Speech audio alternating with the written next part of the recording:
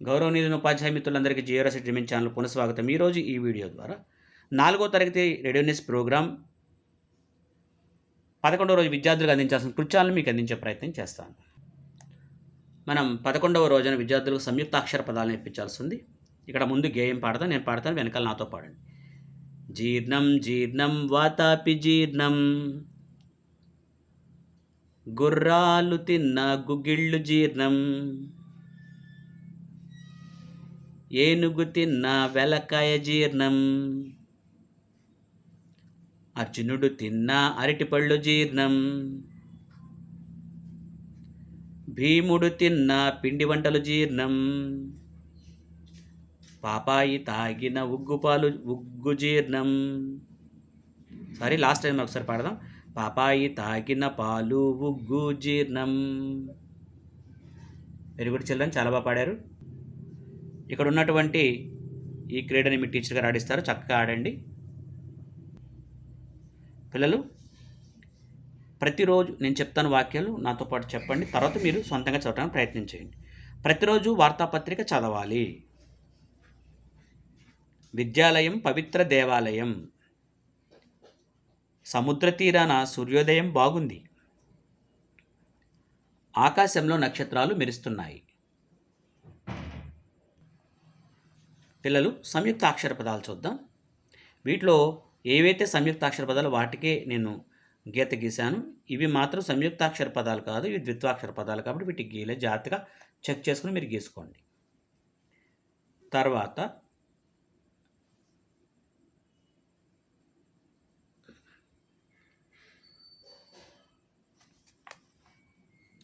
ఇక్కడ రాయడం.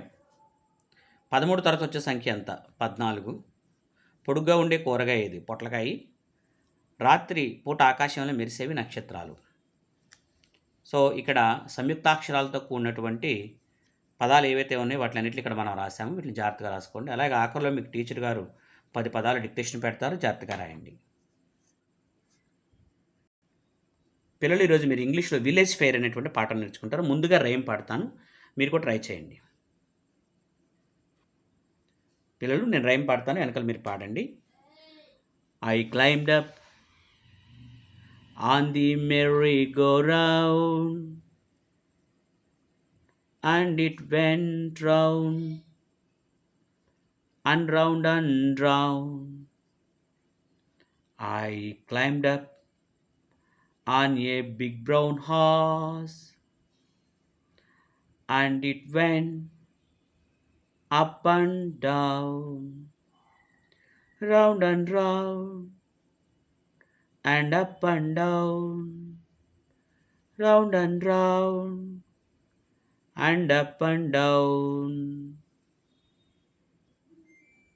Very good children, చాలా బాగా పాడారు. ఇప్పుడు ఇక్కడ చూడండి, what do you see in the picture. ఇది విలేజ్ ఫైర్ అని మేము రాసుకున్నాము.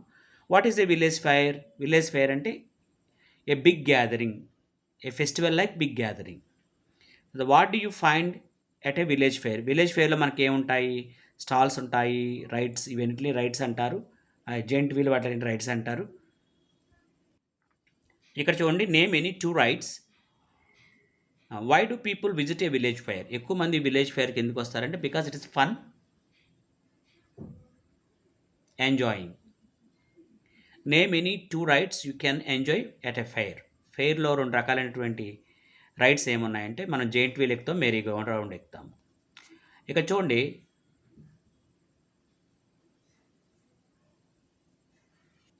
నేను ఈ వాక్యాలు చదువుతాను, ఈ సెంటెన్స్ చదువుతాను.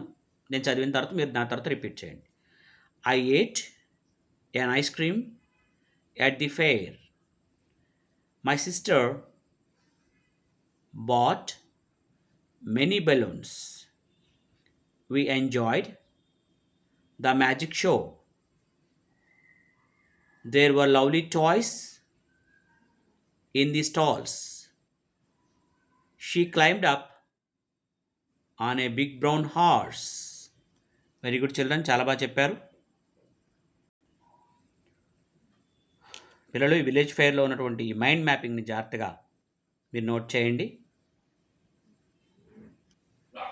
అలాగే ఇక్కడ చూడండి, సింగులర్కి వజ్, ప్లూరల్కి వర్రు వస్తుంది అనమాట. దాంతో మనం రాసాం ఇక్కడ.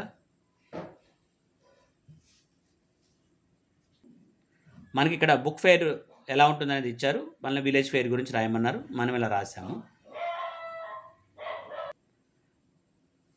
వెరీ గుడ్ చిల్డ్రన్, బాగా రాశారు. మనకి 11th డేని డివిజన్స్ ఇచ్చారు. సో డివిజన్లో ఎలా చేయాలి అనేదాన్ని మీకు ఇక్కడ స్పెసిఫిక్గా ఇచ్చారు. ఎలా చేయాలనే దాన్ని మీ టీచర్ గారు మీకు ఎక్స్ప్లెయిన్ చేస్తారు.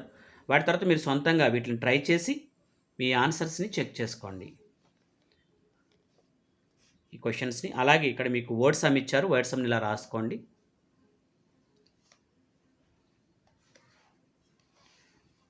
అలాగే తర్వాత లెక్క మనకి మల్టిప్లికేషన్ ఫ్యాక్ట్స్, డివిజన్ ఫ్యాక్ట్స్ అడిగారు, ఈ రకంగా రాసుకోండి. మీరు రాసిన తర్వాత చెక్ చేసుకోండి ఇలా. ఈ రకంగా దీన్ని పూర్తి చేసుకోండి. డివిజన్స్ అన్నిటిని కూడా, ఇక్కడ ఇచ్చిన డివిజన్స్ అన్నిటిని కూడా ఇలా రాసుకోండి. దీని తర్వాత ఇక్కడ ఒక వర్డ్ సమ్ ఇచ్చారు, దీన్ని జాగ్రత్తగా నోట్ చేసుకోండి.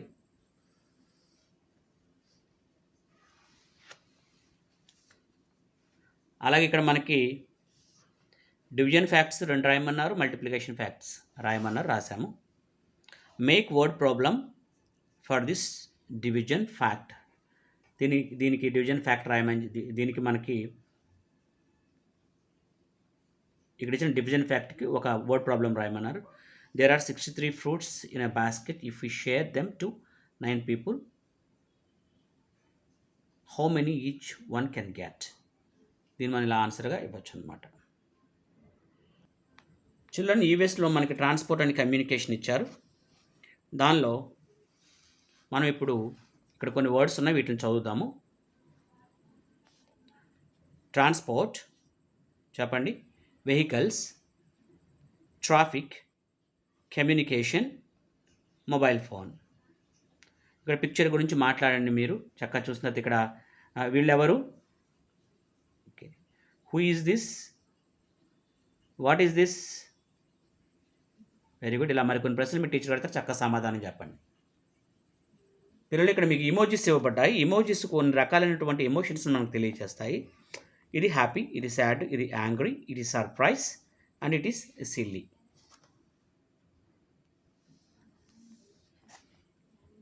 డ్రైవింగ్ ఏ కార్ నడుపుతున్నప్పుడు ఎలా యాక్షన్ చేస్తారో చేయండి. బోట్ నడిపే వాళ్ళు ఎలా యాక్షన్ చేస్తారో చేయండి. సైకిల్ తొక్కే వాళ్ళు ఎలా తొక్కుతారో మీరు యాక్షన్ చేసి చూపించండి. ఇక్కడ ఒక గేమ్ ఉంది, మీ టీచర్ గారు ఆడిస్తారు, చక్కగా ఆడండి. వెరీ గుడ్ చిల్డ్రన్, మీరు చాలా బాగా చేశారు. Thank you respected teachers. Please do like, share and subscribe our channel.